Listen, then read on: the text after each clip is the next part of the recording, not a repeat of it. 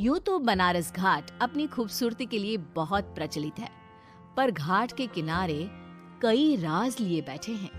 ये कहानी शुरू होती है बनारस के घाट के पास बने ममता निवास से, जहाँ प्रिया लाल जोड़े में ममता के घर उसकी बहू बनकर आती है। आओ आओ बहू, घर को अपने पैरों से पवित्र करो। ममता घर की दहलीज पार कर ही रही होती है कि अचानक एक बहुत गंदी सी बास पूरे घर में फैल जाती है।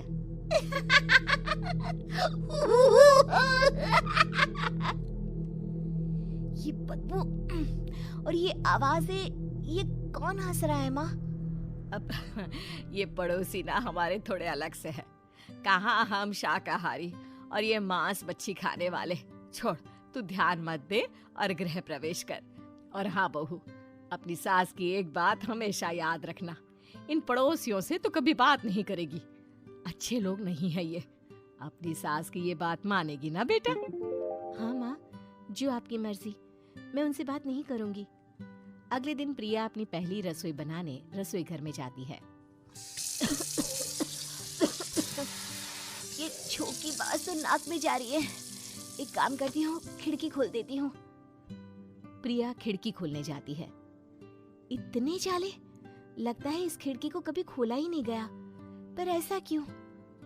ओह, नॉन वेज की स्मेल आती होगी ना। 2 मिनट के लिए खोल लेती हूँ, फिर बंद कर दूंगी।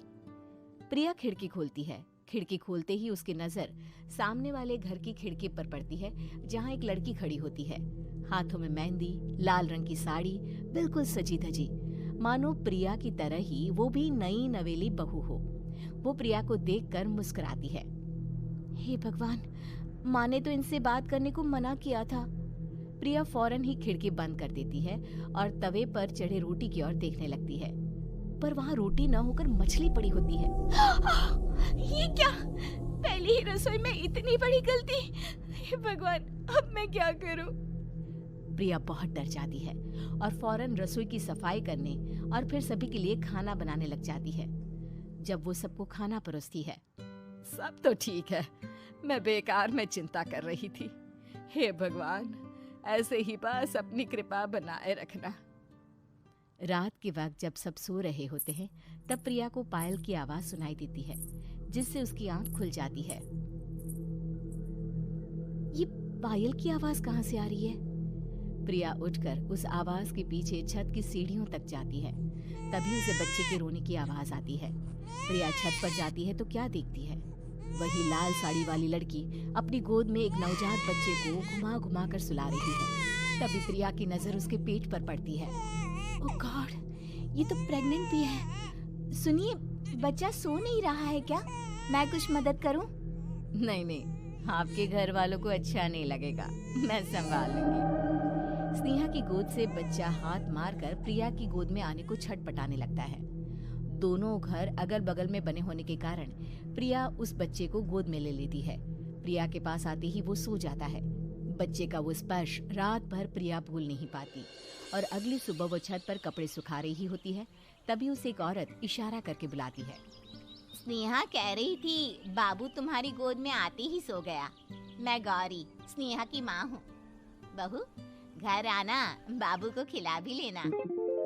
शाम को जब घर पर कोई नहीं रहता, बच्चे से मिलने के लिए प्रिया छिपकर अपनी पड़ोसन के घर चली जाती है और कुछ देर बच्चे को खिलाकर वापस लौट आती है। इसके कुछ दिन बाद ही प्रिया को पता चलता है कि वो माँ बनने वाली है।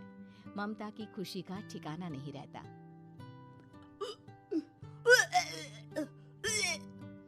माँ जी, पता नहीं क्यों उल्टी आ रही है। प्रिया भागती हुई वॉशरूम में जाती है तो हरे और लाल रंग की उल्टी करती है। उस उल्टी में से कीड़े निकलते हैं। ये क्या? खून और ये कीड़े! माँ! माँ! प्रिया की आवाज सुनकर ममता दौड़ कर आती है, पर बेसिन में कुछ नहीं होता। प्रिया हक्की बक्की रह जाती है। ये सब क्या हो रहा है? प्रिया घबरा जाती है और अपने कमरे में जाकर सो जाती है। डर के कारण वो इतनी थक जाती है कि उसकी आंख लग जाती है। तब उसे ऐसा लगता है उसके पेट पर मानो कोई बैठा हुआ हो। कौन हो? प्रिया के पेट पर एक 5 महीने की बच्ची बैठी हुई थी, जो बुरी तरह जली हुई थी। माँ, तुम ही मुझे लाई ना अपने पेट में? मैं तुम्हारी माँ नहीं हूँ। कौन हो तुम?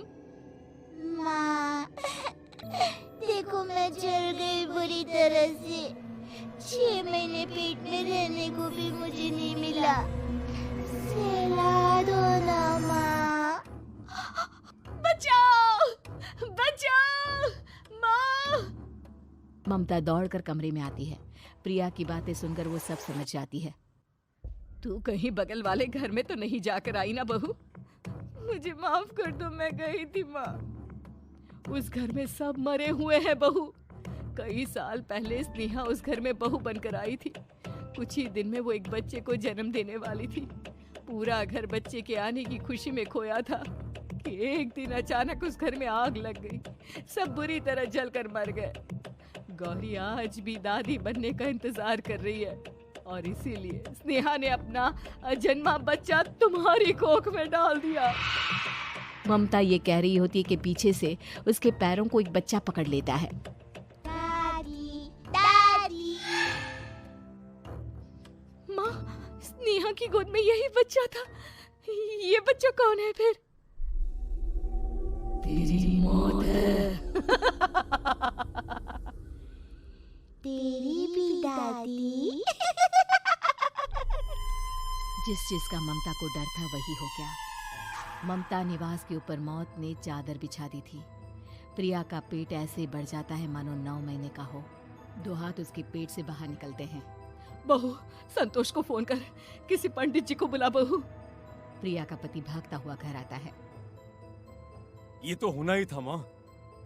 तेरा पाप तेरे सामने आ गया तो तू सह नहीं पा रही है। स्नेहा घर में आग लगी नहीं थी, माँ ने लगाई थी, प्रॉपर्टी की लालच में। और वो बच्चा मेरी पहली पत्नी का बच्चा है, मेरा बेटा, जो कि उस आग की चपेट का शिकार हो गया था। मैंने तुमसे ये सब माँ के कहने पर छुपाया था। मुझे माफ कर दो प्रिया। तुम अगर चाहो तो यहाँ से जा सकती हो।